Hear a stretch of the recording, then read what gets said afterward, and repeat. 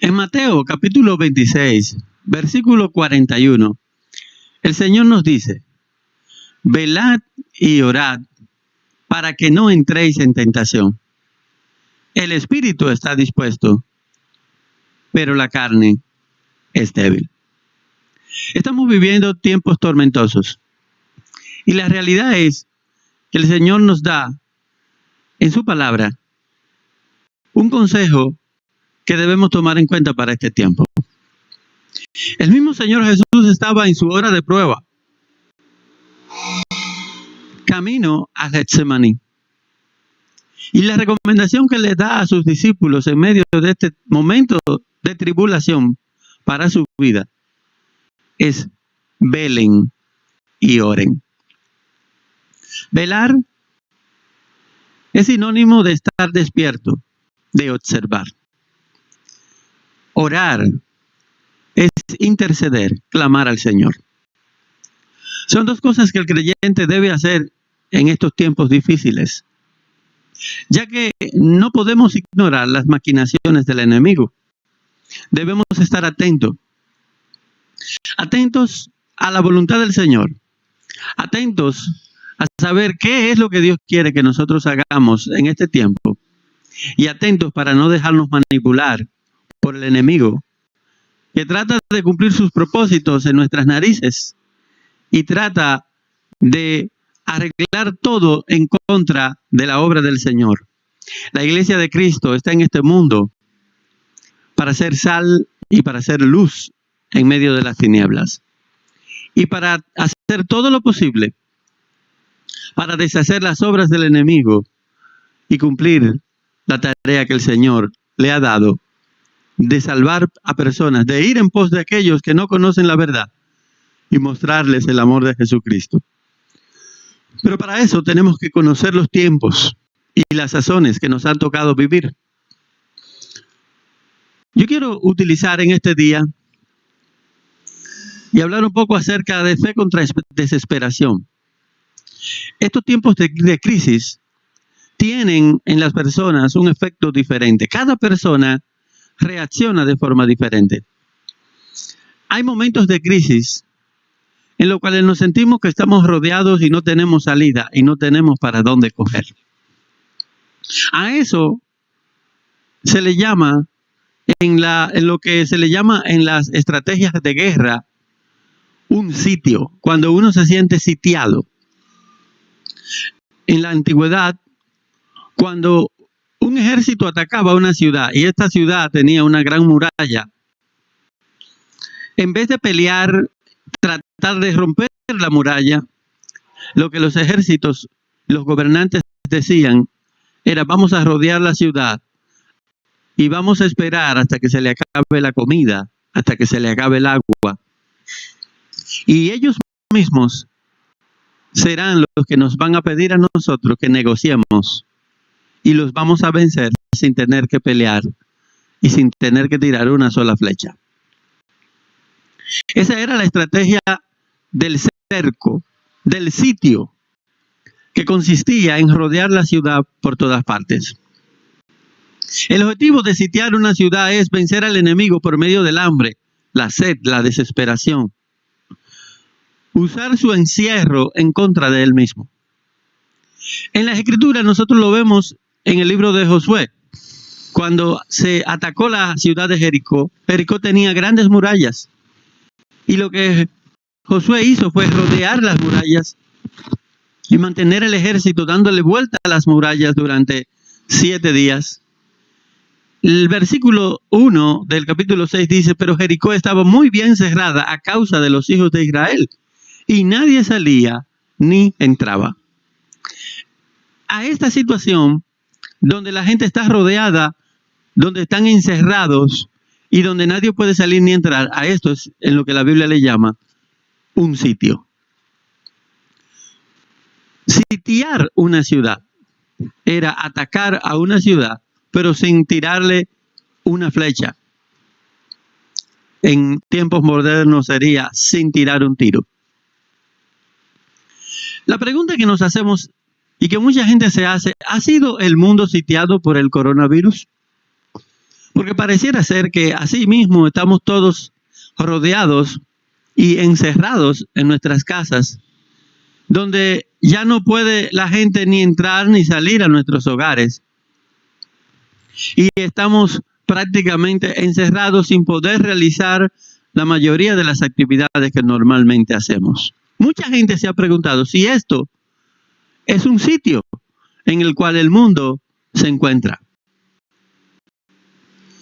La realidad es que cuando las personas están en una situación donde se sienten acorralados y cuando los recursos empiezan a agotarse, esta es una estrategia que tiene un efecto muy conveniente para las personas que lo desarrollan, para las personas que atacan a una ciudad.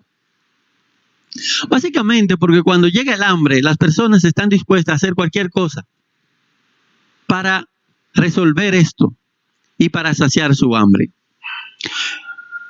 Por ejemplo, hay situaciones en las que nos vemos en la vida, en las que nos sentimos rodeados y donde no tenemos escapatoria, como el caso de los egipcios, por salvar su vida, porque no tenían pan para comer. Que dice en Génesis 47, versículo 19, que le preguntaron a Faraón, ¿por qué hemos de morir delante de tus ojos, tanto nosotros como nuestra tierra?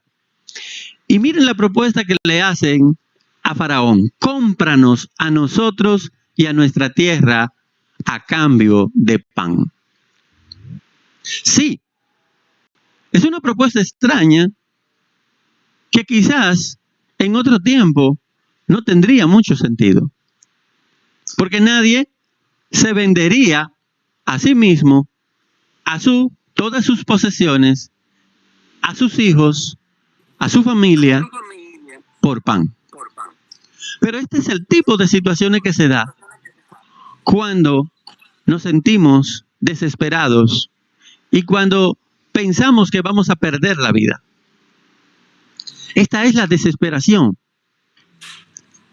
en la que podemos caer cuando nos sentimos atrapados y cuando pensamos que vamos a morir. La realidad es que ese es el efecto y ese es el propósito cuando se tiene sitiada una ciudad. La meta es precisamente lograr que las personas se desesperen a tal manera que estén dispuestos a entregarlo todo con tal de salvar sus vidas. Lo curioso es que en medio de la desesperación, cuando se dan este tipo de casos y la gente se siente acorralada y la gente pierde las esperanzas y piensa que va a morir, es que esto puede sacar lo peor de los seres humanos. Hoy día, por las redes nosotros hemos visto videos de personas que se pelean por un papel de baño. Sí, peleando por un papel de baño. En su desesperación, quizás pensando que ese papel de baño será lo que lo iba a salvar en medio de esta situación. Una idea un poco extraña, pero sin embargo, las personas pueden estar equivocadas y pueden tener creencias erradas, pero para ellos, en su mente, conforme a lo que le han vendido o a la idea que ellos han creído, piensan que en ese papel de baño estaba su salvación. Y por eso cuando vemos a las mujeres peleando por un papel de baño, uno se ríe y dice, ¿por qué razón lo están haciendo? Lo están haciendo porque alguien le vendió la idea de que ese papel de baño iba a ser un instrumento que le iba a permitir sobrevivir en medio de esta crisis. Y cuando las personas piensan que necesitan algo para sobrevivir, estarán dispuestos a hacer lo que sea. Me dio mucha pena ver un video de un grupo de personas quienes estaban acudiendo para recibir o solicitar la tarjeta y las ayudas del gobierno. En el video, la multitud atropelló a unos ancianos que no podían ir al paso de la multitud y empezaron a pasarle por encima. Si varios hombres fuertes no se interponen en el medio y empiezan a echar a la gente hacia un lado y usar violencia para evitar que atropellen a estos ancianos probablemente hubieran muerto bajo los pies de todas estas personas que le pasaban por encima, jóvenes, niños, hombres, mujeres, le pasaban por encima a estos ancianos y no les importaba ver a estos ancianos en el suelo. Porque su mente en ese momento solo estaba en alcanzar la meta que ellos tenían por delante, que era esa ayuda del gobierno. Ese es el tipo de actitud que el ser humano puede adoptar en tiempos de desesperación. Hemos escuchado incluso a representantes de muchos gobiernos y personas haciendo sugerencias tales como que los ancianos se dejen morir en medio de esta crisis para que le den chance a los jóvenes que son lo que son el futuro. Y aunque usted no lo crea, en medio de esta situación, este tipo de opinión encuentra el apoyo de muchas personas que debido a su desesperación entienden que cualquier medida que se tome, no importa lo cruel que sea, no importa quién salga perjudicado, si le va a asegurar la sobrevivencia, esa medida está bien tomada. Entonces, ¿qué es lo que hace la desesperación en el corazón de la gente? La desesperación en el corazón de la gente saca lo peor de nosotros. Y como creyentes, lo que debemos darnos cuenta es que nosotros no podemos caer en esa trampa del enemigo. El creyente debe estar consciente de esa manipulación y debe estar por encima de esa situación. Por eso el Señor dijo, velen, velen, estén atentos. Tenemos que aprender a reconocer las acechanzas del enemigo. Porque una de las cosas que debemos comprender es que la desesperación hace que las personas sean manipulables. Una persona desesperada puede ser manipulada fácilmente. Incluso cuando el riesgo de muerte que quizá esa persona piense que está teniendo sea algo inducido, sea algo imaginario, sea un engaño.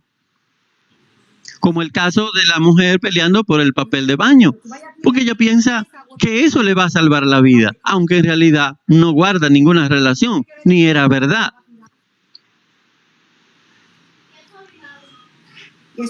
Podemos darnos cuenta que cuando las personas están desesperadas son manipulables por el caso de Esaú y Jacob.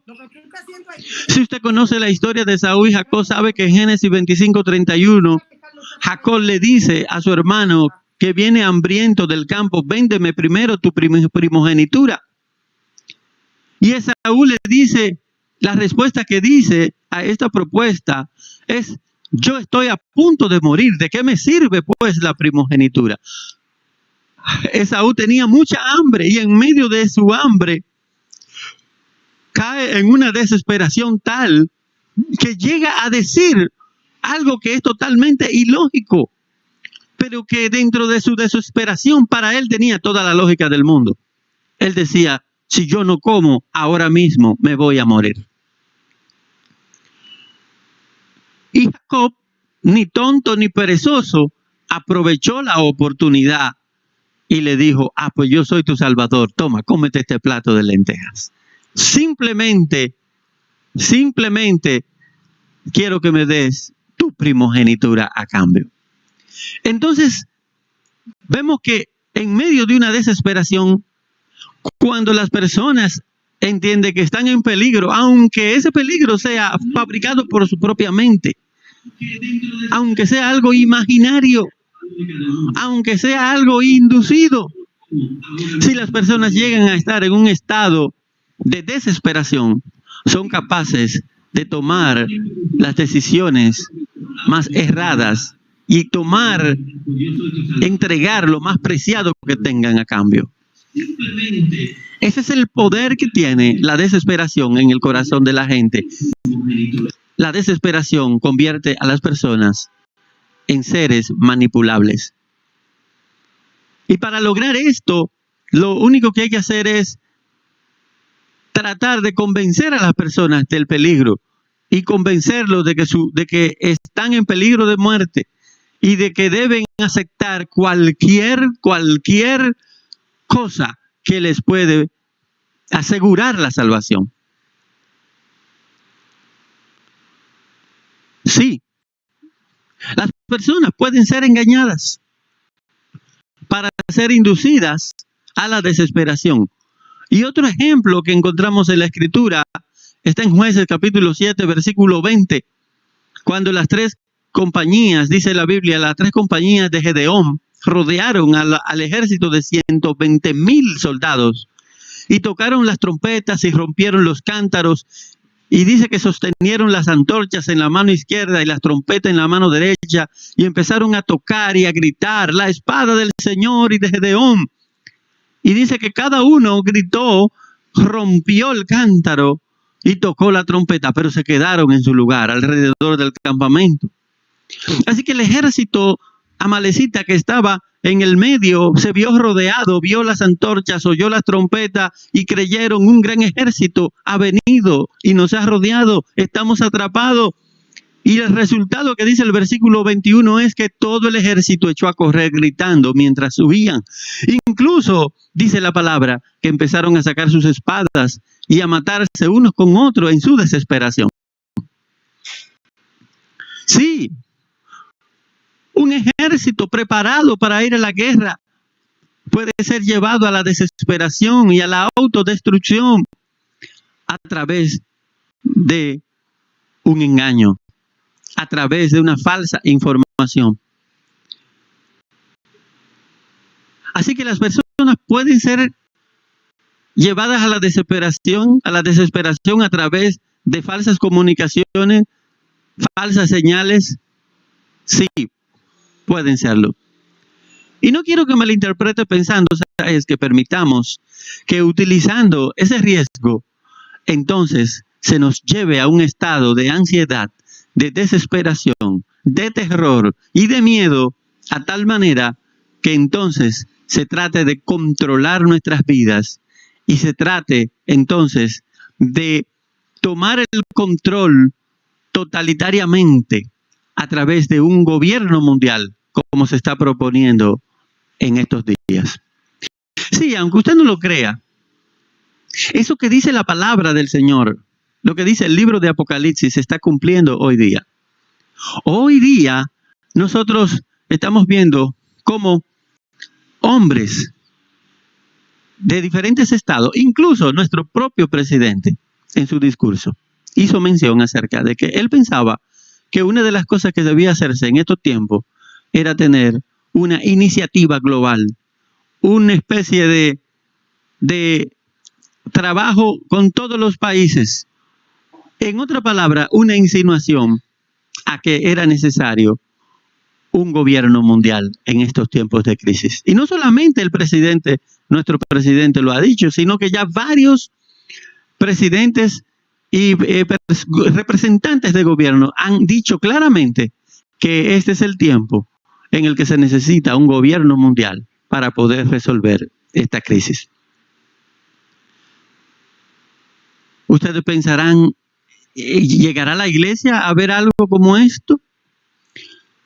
Bueno, la realidad es que no sabemos si esto es una estrategia para lograr tratar de alcanzar el control mundial. Pero si no lo es, aún así, esta es una situación que crea las condiciones para que se sugiera el establecimiento de un gobierno mundial. Sí.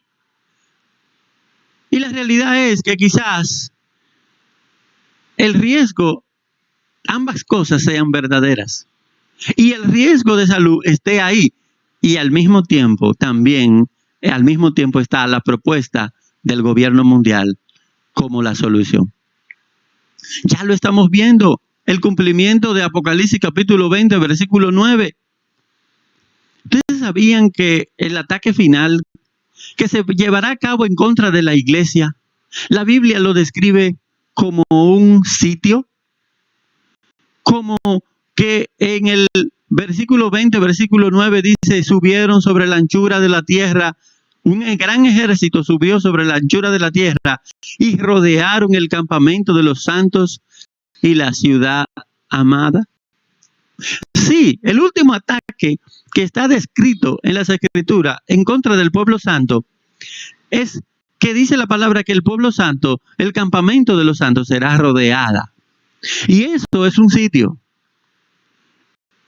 cercar una ciudad. Esa es la estrategia que la Escritura dice que se utilizará en el tiempo final. Y esto representa que llegará un punto en que se utilizarán todas las estrategias, no solamente físicas, porque usted puede sitiar, como hemos visto, se puede llegar a sitiar a una persona, no solamente rodeándolo con un ejército, o como cuando hacen en la cuarentena, por ejemplo, que las personas tienen que quedarse en su casa y los policías están afuera para que tú no salgas. Ese es un sitio de cuarentena. En ese momento usted no puede salir. Pero también sitiados, por ejemplo, por el virus que no nos permite salir afuera. Esa es otra manera de estar sitiado, atrapado. Otra manera de estar sitiado y atrapado es lo que describe Apocalipsis también en el capítulo 13, versículo 16, cuando dice la palabra que la bestia hacía que todos, pequeños y grandes, ricos y pobres, libres y esclavos, se les dé una marca en la mano derecha o en la frente y que nadie pueda comprar ni vender sino el que tenga la marca. Eso también es una especie de sitio. Porque la idea es que aunque no te están rodeando la casa, pero todas las posibilidades de obtener comida se te son quitadas a menos que tú no te dejes poner la marca de la bestia en tu mano o en tu frente. Así que lo que la palabra nos está diciendo, que en los tiempos finales llegará un momento en que tratarán de controlar los alimentos, de controlar nuestra vida de tal manera que estemos bloqueados y encerrados a la merced y al control del enemigo.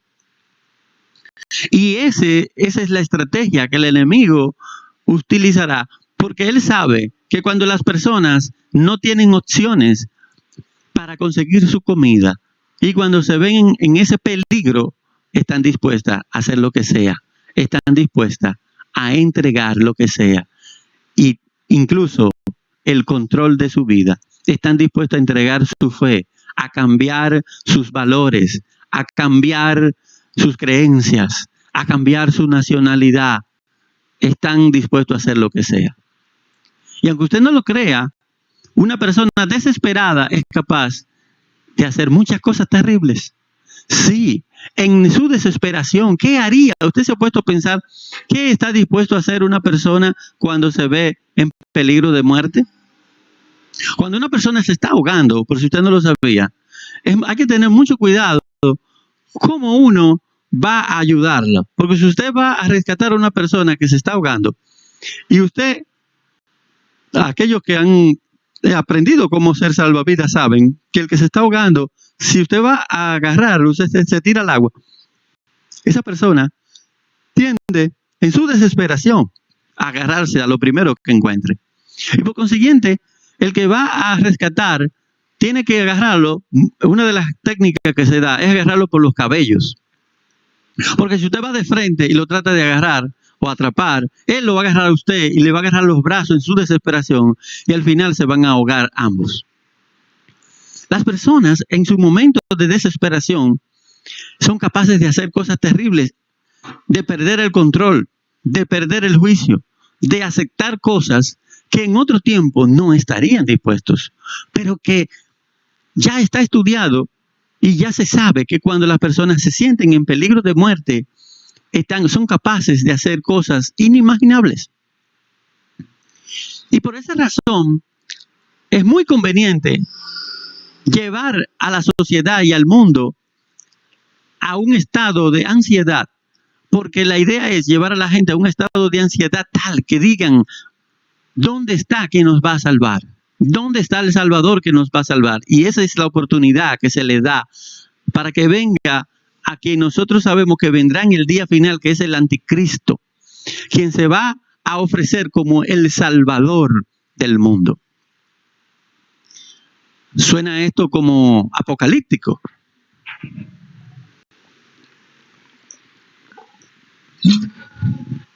Perdón. Suena como apocalíptico, pero la realidad, la verdad que lo es. Porque lo dice la palabra, porque lo dice las escrituras.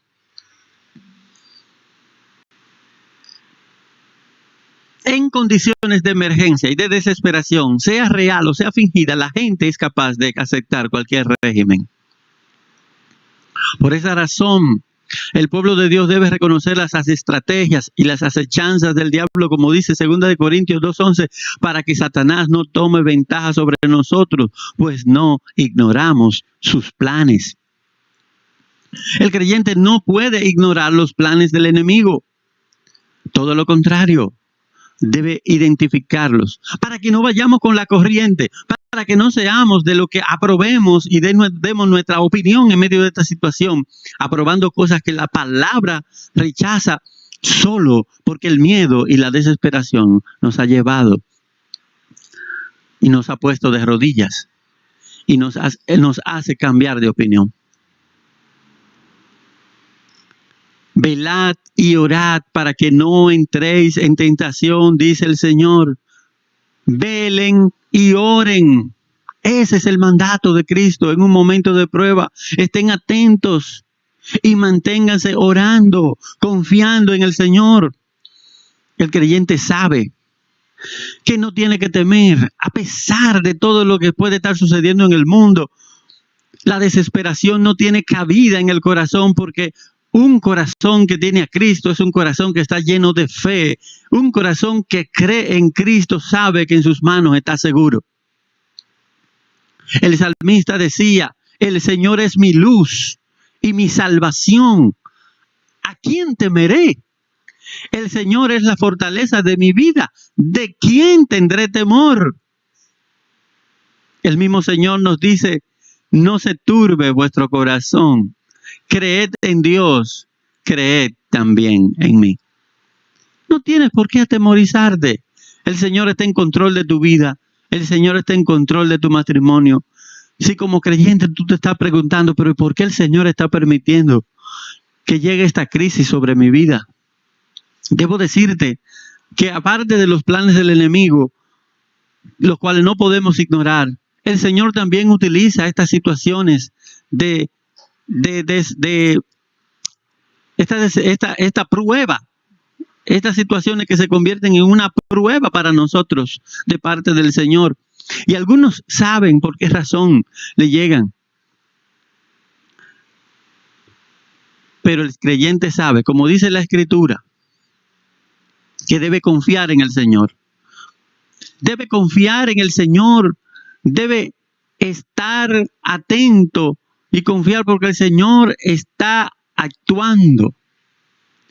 Dios permite esto muchas veces en nuestra vida y algunos lo saben que es así porque algunas personas tienen convicción de pecado y saben que han sido rebeldes, saben que su vida no ha estado caminando bien y de repente cuando llega esta prueba que nos ha arropado a todos, muchos saben que se encuentran en esa situación porque Dios los está confrontando. Y Dios muchas veces permite este tipo de situación y permite que nosotros los creyentes estemos en medio de esta situación para que examinemos nuestra vida, porque Él está tratando de restaurarnos. El problema es que hay dos formas de nosotros como creyentes reaccionar a este tipo de situaciones. Los problemas parecen sitiar nuestra vida algunas veces, muchas veces los problemas familiares, las deudas, los malos hábitos que nos controlan, los conflictos personales, parecen que nos están rodeando, que nos tienen cercados y no sabemos cómo solucionar esos problemas. ¿Cómo vamos a reaccionar en medio de esa situación? ¿Vamos a caer en la desesperación que nos lleva a la locura de tomar decisiones en medio de nuestro miedo, de nuestra desesperación? Es triste saber que en estos tiempos los divorcios han aumentado tremendamente, porque los problemas que ya antes sabían que eran pequeños, ahora con toda esta situación, la gente se desespera y entonces toma decisiones que no convienen en medio de la desesperación. Se dejan manipular por el diablo, caen en ese mismo estado de desesperación que caen las personas no creyentes. Y entonces toman decisiones. La palabra nos da un ejemplo de el caso de Zimri. Zimri había tomado a través de engaño y de traición, había traicionado al rey, se había hecho con el reinado en el pueblo de Tirsa. Y dice que un ejército rodeó a Tirsa. Y cuando Zimri vio que la ciudad estaba tomada, que estaba rodeado, que estaba sitiado, dice la palabra que él entró en la ciudadela de la casa del rey y la solución que él encontró no fue pedir perdón por lo que él había hecho, sino prenderse fuego a sí mismo y a la casa real. Y esta es la primera forma como podemos reaccionar frente a las situaciones que estamos enfrentando en nuestras vidas. Estamos luchando en nuestra batalla. Y cuando nos vemos acorralados muchas veces, en vez de clamar a Dios, en vez de pedir perdón, lo que hacemos es prenderle fuego a nuestra vida y empezar a tomar decisiones a la ligera, sin buscar la confirmación de Dios, sin oír el consejo que nos da la palabra, y entonces terminamos destruyéndonos a nosotros mismos y destruyendo nuestra familia, destruyendo el futuro de nuestros hijos, destruyendo nuestro futuro, porque en vez de ser humildes y arrepentirnos y decir, Señor, ¿qué debo hacer para dejar de hacer esto? Lo que hacemos es que tomamos la decisión equivocada y entonces le damos rienda suelta a la locura en nuestras vidas, tomando la decisión que desagrada al Señor. El Señor no quiere que tú te autodestruyas en medio de esta situación. El Señor no quiere que tú destruyas tu matrimonio tomando decisiones apresuradas. El Señor no quiere que tú te dediques ahora, porque tú estás ahora un poco distraído y estás luchando quizá contra los malos hábitos que controlan tu vida. El Señor no quiere que tú te rindas y que digas, bueno, ya este mundo se va a acabar. ¿Qué importa lo que yo haga o lo que no haga? Precisamente eso es lo que quiere el enemigo. Pero el Señor permite estas situaciones en las que hay tensión en tu vida para que tú analices tus pasos y en medio de esta situación tomes la decisión de arrepentirte, seas sabio, sabio como fue Rahab la prostituta. Un caso totalmente distinto es Rahab la prostituta, que dice en Hebreo capítulo 12 que aunque era una prostituta, cuando ella vio que la ciudad estaba rodeada y vio el ejército de Jerusalén, de Israel que iba a atacar a la ciudad, en vez de entregar a los espías que llegaron, ella reconoció la razón por la cual Dios estaba permitiendo el ataque de la ciudad. Ella reconoció su pecado, reconoció que Dios los estaba juzgando y que le había dado la victoria a Israel por causa del pecado. Y Rahab decidió tomar una decisión y cambiar su vida. Y ese día, cuando ella dejó entrar a los espías a su casa y los ayudó, Rahab encontró la salvación de la muerte. Y la palabra dice en Hebreo 11:31 que por la fe la ramera Rahab no pereció. Rahab vio la oportunidad que Dios le estaba dando de arrepentirse, de empezar una nueva vida, de dejar atrás ese mundo de pecado, y tomó una decisión que cambió su vida para siempre. Tú, en medio de esta situación de dificultad, en medio de este peligro inminente que tú sientes, debes reconocer que el llamado que te está haciendo es: ven a mí. Este llamado no es para que tú tomes decisiones alocadas, sino para que tú ahora examine tu vida y te arrepientas y digas: Señor, lo que yo estaba haciendo, aquellas decisiones equivocadas que he tomado, mis malos hábitos, el enojo, los problemas familiares, los problemas con mis hijos, ahora yo voy a hacer todo lo que sea necesario para cambiar y para solucionar eso. Porque si tú me estás trayendo ahora, me has postrado en medio de esta situación, es porque tú quieres que yo cambie mi estilo de vida. Tú quieres que yo me arrepienta de mis pecados. Tú quieres que yo ahora empiece a vivir para ti, como hizo Rahab la ramera. Algunas veces necesitamos que seamos rodeados, que lleguen los problemas para que nos postremos a los pies del Señor y reconozcamos nuestros pecados. Así que Dios está usando incluso esta situación para tratar contigo. Son formas diferentes de enfrentar esta situación. Así que, mi hermano, a ti te digo, no temas, no te desesperes. El Señor está contigo. Si te sientes angustiado, examina tu vida. Si hay algún pecado oculto, aprovecha esta situación. Si hay algún desorden en tu vida, no desesperes, no tomes decisiones a la ligera. Eso es lo que el enemigo quiere. Para eso él está creando esta gran ansiedad en la mente de las personas. Pero el creyente debe estar velando y no puede ignorar las maquinaciones del enemigo y no puede caer en la trampa del enemigo. No te dejes manipular por el enemigo. Sé sabio, abre tus ojos y ora al Señor.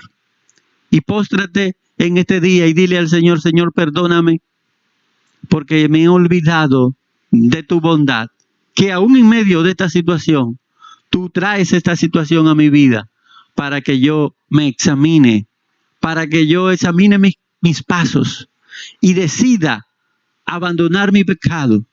Yo sé que tú me estás llamando. Yo sé que yo he sido rebelde a tu voz. Y yo he sido que he estado cometiendo errores en mi familia, en mi relación de pareja, con los malos hábitos que tengo. Quizá con problemas económicos que tengo, con mi desorden económico, deudas. Yo sé que tú me has acercado a tal punto en que he llegado quizá a la desesperación. En este momento te pido perdón y quiero cambiar y reorganizar mi vida. Yo quiero empezar de cero como empezó Rahab, que vio la oportunidad de salvación. Y esa es la misma oportunidad que tú me estás ofreciendo en este día. Yo quiero orar por mis hermanos, que quizás sus corazones están atribulados, porque en medio de esta cuarentena sé que las opciones se han ido cerrando, o ahora se va a aumentar la cuarentena 25 días más. Y muchos están cayendo quizá en una preocupación, en una depresión. Quiero decirte, no te dejes manipular del enemigo. El Señor está contigo. Aunque un ejército acampe contra ti, dice la palabra, el Señor temeré. No temeré. No temeré, estaré confiado en el Señor. No deje que la desesperación llene tu corazón. El Señor te dice, este tiempo para tú velar y orar. Espera en el Señor. El Señor dijo, creed en Dios, creed también en mí. No se turbe vuestro corazón, ni tenga miedo. No se llene vuestro corazón de incredulidad. Eliseo, en medio del sitio, dice la palabra del Señor, enviar esta situación de hambre que hay en esta ciudad. Eliseo lo miró y le dijo, por cuanto tú has sido incrédulo, debo decirte que no verás esto. No permita que tu corazón se llene de incredulidad. Confía en el Señor. Esa es la actitud de los hombres de Dios en este tiempo. Confía y el Señor hará. No permita que la incredulidad llene tu corazón. Cierra tus ojos. Padre, en el nombre de Jesús venimos delante de ti y te ruego, Padre eterno, que tú bendigas los corazones de mis hermanos, que tú los guardes de toda trampa del enemigo, de desesperación, de miedo, de tribulación. Nuestra vida está en tu mano. Y aunque el enemigo trate de usar estas situaciones para manipular a las personas inconversas, a los que no creen en ti, tu pueblo cree y confía en un Dios fuerte, que es su fortaleza. Y nosotros, Señor, sabemos que si tenemos que arrepentirnos de nuestros pecados, nos humillamos y pedimos perdón delante de ti. Si tenemos que postrarnos y arrepentirnos y examinar nuestros caminos en que tenemos que arrepentirnos, no vamos a ser presa de la desesperación. En este tiempo, nosotros nos arrepentimos delante de ti, te pedimos perdón. Reconocemos nuestro pecado y te pedimos perdón por el pecado de nuestra ciudad y de nuestro pueblo. Ordena nuestros pasos. Ayúdanos a ser sobrios en medio de esta situación. Enséñanos a corregir en nuestra vida, en nuestra familia, todo lo que sea necesario corregir. Danos la sobriedad y la paz en el corazón. Ayúdanos a velar y a ver tu rostro en oración, porque tú eres nuestra fortaleza. Una cosa he demandado, decía el salmista, y es estar en la casa del Señor todos los días de mi vida, para contemplar su hermosura, para adorarlo en su presencia. Así queremos estar confiados en ti en medio de la tribulación que está ocurriendo en el mundo. Gracias, Padre, en el nombre de Jesús. Amén y amén.